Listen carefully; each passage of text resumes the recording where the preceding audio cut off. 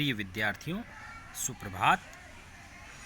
हम आदिकाल की प्रमुख रचनाओं व उनके कवियों के बारे में अध्ययन कर रहे थे। आज हम पढ़ेंगे मैथिली भाषा के कवि विद्यापति के बारे में। विद्यापति को हिंदी का पहला कवि डॉक्टर बच्चन सिंह जी ने स्वीकार किया है, लेकिन सर्वमान्य रूप से हिंदी के पहले कवि सिद्ध कवि सरहप्पा को माना गया है। विद्यापति, जो कि मैथिल कोकिल विद्यापति के नाम से जाने जाते हैं, उनके बारे में आज हम बात करते हैं। देखिए, विद्यापति की जन्म मृत्यु जो है विवादास्पद है,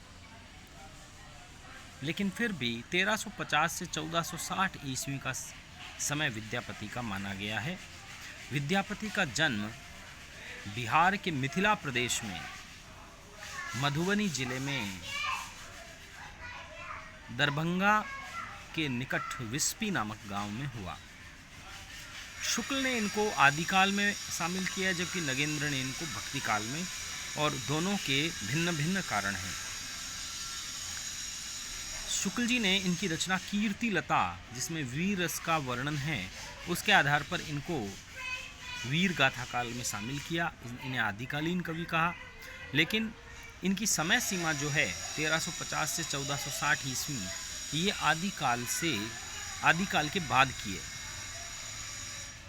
इसलिए नगेंद्र ने इनके साहित्य में विद्यापति की पदावली में कृष्ण भक्ति के पद को दृष्टिगत रखते हुए इन्हें भक्ति काल की समय सीमा में रखा। ये आदिकाल और भक्ति काल के संधि कवि कहलाते हैं। इनके पिता गणपति ठाकुर जो थे, वे मिथिला के तिरहुत के दरबार में कवि थे। गणपति ठाकुर संस्कृत के प्रकांड विद्वान थे, उच्च कोटि के राज्याश्रित कवि थे। तो पिता से विद्यापति को कविगत संस्कार मिल गए बचपन से ही। स्वयं विद्यापति बहुभाषाविद थे और इनका साहित्य 3 भाषाओं में देखने को मिलता है, संस्कृत, मैथिली और अवट। सबसे पहले हम बात करते हैं संस्कृत की। तो संस्कृत में इनकी कुछ भक्ति की रचनाएं हैं। विद्यापति शैव थे, शिव को मानने वाले थे, शिव की पूजा करने वाले थे। शैव सर्वस्वसार, गंगा वाक्यावली, दुर्गा भक्त तरंगिनी, भू परिक्रमा और पुरुष परीक्षा जैसी इनकी रचनाएं संस्कृत भाषा में लिखी गई है। अवट भाषा में, जिसे उत्तर अपभ्रंश माना जाता है, अपभ्रंश का बढ़ा हुआ रूप माना जाता है, उसमें इन्होंने 2 प्रशस्ति काव्य लिखे। प्रशस्ति काव्य अर्थात राजाओं के की प्रशंसा करना, उनके चरित्र व उनकी वीरता की प्रशंसा करना। ऐसी रचनाएं कीर्तिलता और कीर्तिपताका मानी जाती है। वह रचना जो मैथिली भाषा में लिखी गई, जिसमें विद्यापति संसार में प्रसिद्ध हुए, वह रचना थी पदावली। नगेंद्र कहते हैं विद्यापति शैव भक्त थे, लेकिन जयदेव, जो कि उड़ीसा के थे, जिन्होंने गीत गोविंद रचना लिखी संस्कृत में, व चंडीदास, जो कि बंगाल के प्रसिद्ध कवि हैं, की परंपरा में इन्होंने राधा और कृष्ण के सरस काव्य की रचना की। इसलिए इन्हें कृष्ण भक्तों की पंक्ति में स्थान दिया जाता है। नगेंद्र इन्हें भक्त कवि मानते थे कि विद्यापति भक्त कवि हैं, और इन्होंने जयदेव व चंडीदास की परंपरा में रचना की, और इनके काव्य में राधा और कृष्ण का सरस काव्य है। तो नगेंद्र ने इनको भक्त कवि कहा। विद्यापति सर्वमान्य रूप से श्रृंगारी कवि हैं, क्योंकि अंततः विद्वानों ने, हिंदी के आलोचकों और इतिहासकारों ने इन्हें श्रृंगारी कवि के पद पर प्रतिष्ठित किया। संपूर्ण हिंदी साहित्य में कृष्ण काव्य का प्रवर्तन विद्यापति से माना जाता है, जबकि कृष्ण भक्ति का प्रवर्तन वल्लभाचार्य जी से माना जाता है। सबसे पहले हम इनकी बात करते हैं कीर्तिलता रचना की। कीर्तिलता रचना 1403 ईस्वी में हुई। इसमें मिथिला प्रदेश में तिरहुत के राजा कीर्ति सिंह की वीरता का वर्णन है। कीर्ति सिंह के दरबारी कवि थे विद्यापति, उनके भाई शिव सिंह थे, उनके भी दरबार में ये रहे। कीर्ति लता में शिव सिंह की प्रशंसा है और कीर्ति पताका में मैं माफ़ी चाहूँगा, कीर्ति लता में कीर्ति सिंह की प्रशंसा है, वह शिव सिंह की प्रशंसा कीर्ति पताका में की गई है। कीर्ति सिंह की वीरता उदारता का चित्रण कीर्ति लता में किया गया। ये एक चंपू काव्य है, इसमें जौनपुर नगर का सुंदर वर्णन है। ये 4 पल्लव की रचना है, 4 भागों में बंटी है। इसे भृंग भृंगी संवाद भी कहा जाता है। विद्यापति ने अपनी इस रचना को कहानी कहा और इसमें वो लिखते हैं, पुरुष कहानी हों कहूँ जहे पथावे पुन्नो। कीर्तिलता रचना को विद्यापति ने स्वयं कहानी की संज्ञा दी। विद्यापति ने अव्वट शब्द का प्रयोग इसी रचना में किया। उन्होंने कीर्तिलता में लिखा, सकय भाषा बहु न भावही, पाकौ न रसको मम पावई, देसिल वैना सब जन मीठा, तय तैसन जंप हो अवट्ठा। विद्यापति कहते हैं कि संस्कृत भाषा बहुत लोगों को अच्छी नहीं लगती। प्राकृत भाषा से रचना के रस का मर्म का पता नहीं चलता। देसिल वैना शब्द का प्रयोग भी उन्होंने अव्वट के लिए किया कि देसी भाषा जो है वो सब लोगों को मिठी लगती है। तय तैसन जंप हो अवट्ठा, इसीलिए मैं अव्वट में रचना कर रहा हूँ। कीर्ति पताका में उन्होंने 1403 ईस्वी में अपने एक अन्य राजा शिव सिंह की वीरता और उदारता का वर्णन किया है। अब हम बात करते हैं विद्यापति की वह रचना जिससे हिंदी साहित्य में वो प्रसिद्ध हुए, वह थी पदावली। पदावली की रचना का समय भी 1403 ईस्वी माना गया है।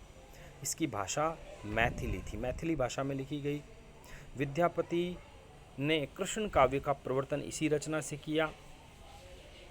यह रचना जयदेव के गीत गोविंद के अनुकरण पर लिखी गई है और पूर्वी भारत में ये रचना उड़ीसा, बंगाल इत्यादि जगह पर यह रचना धर्म ग्रंथ बन गई थी, ऐसा मानना है हजारी प्रसाद द्विवेदी का। इस रचना के कारण ही विद्यापति को अभिनव जयदेव, मैथिल कोकिल, नव कवि शेखर या कविकुल शेखर की उपाधियां प्राप्त हुई। पदावली के विषय में कहा जाता है कि चैतन्य महाप्रभु, बंगाल में चैतन्य संप्रदाय के प्रवर्तक चैतन्य महाप्रभु जो थे, वो विद्यापति के पदावली के गीत गाते गाते बेहोश हो जाया करते थे। पदावली का वर्णनीय विषय है राधा और कृष्ण के प्रेम का श्रृंगारिक, मादक व काम वासना युक्त चित्रण। देखिए, इन पंक्तियों से स्पष्ट पता चलता है कि राधा और कृष्ण की भक्ति करना इनका उद्देश्य नहीं था। इन्होंने राधा और कृष्ण के प्रेम का जो श्रृंगारिक, मादक, अंग प्रत्यंगों का व काम वासना का जो चित्रण किया है, इससे विद्यापति को हिंदी साहित्य में श्रृंगारी कवि के पद पर प्रतिष्ठित किया गया। पदावली रचना में भक्ति व श्रृंगार का समन्वय है। इसमें सद्य स्नाता नारी यानी तत्काल स्नान करके आई हुई युवती, वयसंधि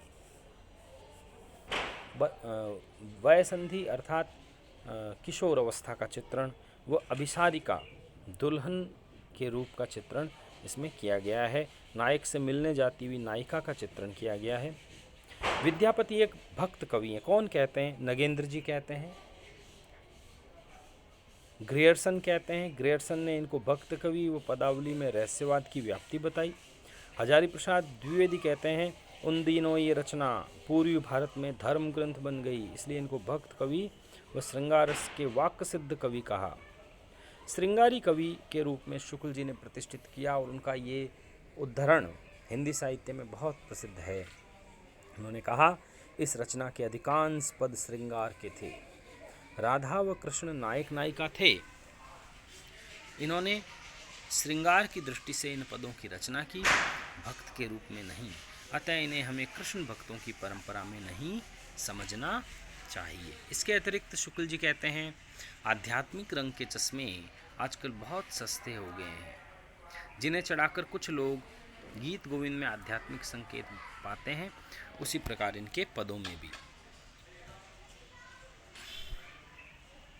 नगेंद्र कहते हैं, इस रचना में रूप मिलन व विशार का चित्रण है।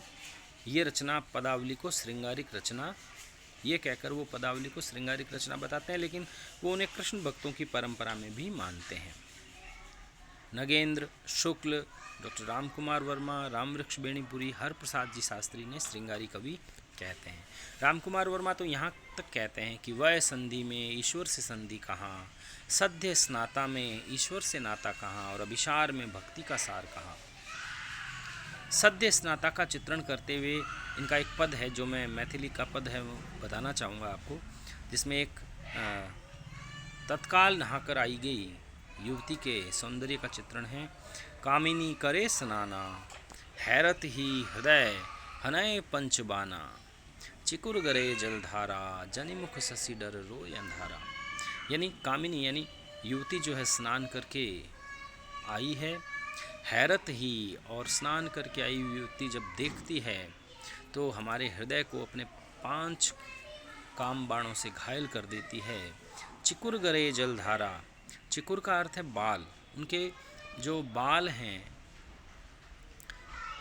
उनसे जो पानी की धारा बह रही है उसे देखकर ऐसा लगता है जैसे उसके चांद जैसे मुख से डरकर अंधेरे रूपी जो बाल हैं वो रो रहे हों।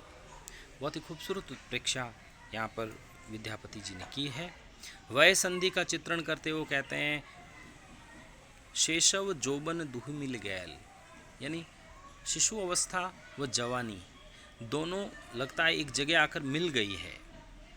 दुहुदल बने दंद परी गैल, दोनों स्थितियों में द्वंद्व हो रहा है, मतलब पता नहीं चल रहा है कि नायिका बचपन में है या युवावस्था में। कब हुक बांधे कच कब हूँ बिथारी, कभी वो अपने बालों को बांधती है तो ऐसा लगता है जैसे वो युवा हो गई है। कब हूँ बिथारी, और कभी बिगड़ जाते हैं तो ऐसा लगता है वो बचपन में लौट आई है। कब हुक ढांपे अंग कब हो गारी, कभी वह युवा मानते हुए अपने अंगों को ढकती है और कभी अपने आप को बचपन में मानते हुए अपने अंगों को उघाड़ देती है। तो ये वय संधि का चित्रण, इसे हम किशोर अवस्था का चित्रण भी कहते हैं। तो विद्यापति के विषय में मैंने आज आपको बताया। अब आप अपनी उत्तर पुस्तिका में विद्यापति का परिचय देते हुए इनका साहित्यिक परिचय लिखेंगे और मुझे व्हाट्सएप के माध्यम से अपनी उत्तर पुस्तिका भेजेंगे। शुक्रिया, धन्यवाद।